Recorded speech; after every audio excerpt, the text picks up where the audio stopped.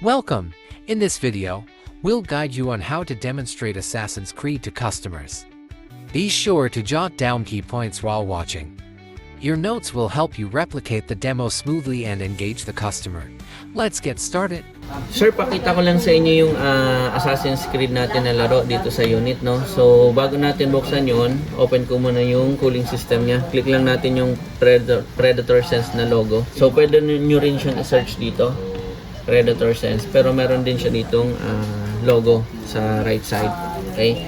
I-set natin lang yung fan niya ng naka-max. And then, yung mode niya, ilagay natin siya into turbo mode para mas mag-improve yung performance ng device natin. Next na gagawin natin, open natin yung MSI para meron tayong measurement kung gano'n ba kaganda yung unit. So, sinet ko lang to, sir. Ang gusto ko lang makita, pumunta lang ng monitoring. So, ang gusto ko lang makita sa screen niya, yung dalawa, yung frame rate average, tsaka yung GPU temperature. So, para ma-highlight nyo yan, click nyo lang siya. Kung ayaw nyo makita siya sa screen, click nyo lang itong box dito.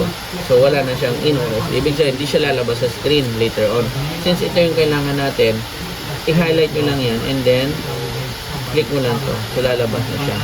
Okay. And then, apply. Then, okay. Run na natin ngayon yung laro. I-load lang natin yung Assassin's Creed. Okay po. So, pagka nag-load yan, makikita nyo yung frame rate ng unit natin dito sa screen level. Okay. So, niraran lang natin. Ito yung sinasabi ko. Dahil to dun sa MSI Afterburner, pag hindi natin yung na-click, wala tayong measurement, hindi ito lalabas. Mapapakita lang natin smooth yung laro, smooth yung galaw ng character. Pero at least to, meron tayong FPS. Mas mataas na FPS, mas smooth, walang lag. Pag mababa FPS, ibig sabihin, makaka-experience ka na yung mga lag. Okay? So, ang standard FPS natin, at least 60 pataas. Ito. So, antayin lang natin yung loading po. Then, pansin nyo rin yung fan, no? Yung dual fan ni Predator Sense. Yun yung maganda kay Acer. Dalawa yung fan. So, in the long run, ginagamit na ng matagal, mas kinukool down niyo yung device kasi maganda yung exhaust niya. So, hindi iinit. Minsan kasi pag uminit yung unit, na bumabagal din yung device natin. So, click lang natin yung option dito. I-set lang natin yung settings. Dito, i-off lang natin yung FPS limit. Off lang natin yan. And then sa graphics, i-set lang natin siya into high settings. Okay po. And then, up sample type, click natin yung NVIDIA DLSS para mas ma-improve natin yung performance ng graphics card. And then, apply lang natin siya.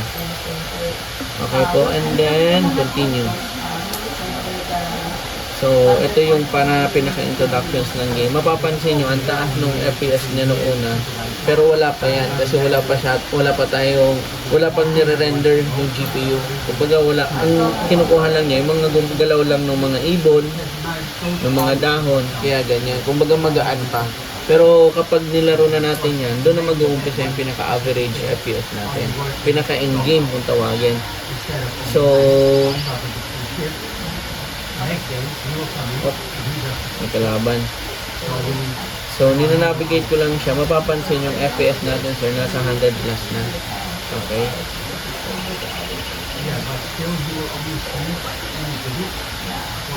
Knock-out natin yung isa. So, alis muna tayo. Hindi natin kaya yun. Pinatay lang natin yung isa. Ito nasa 125 FPS na siya.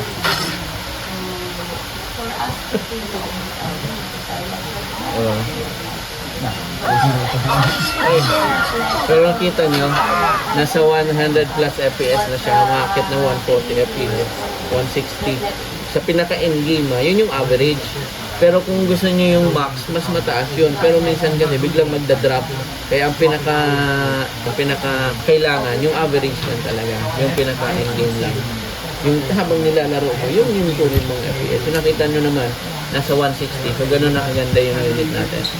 Alright, so kahit 1 minute, laruin lang natin. Okay yun.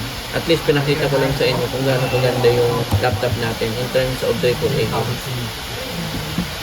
If you have questions, you may coordinate directly with your trainer Thank you!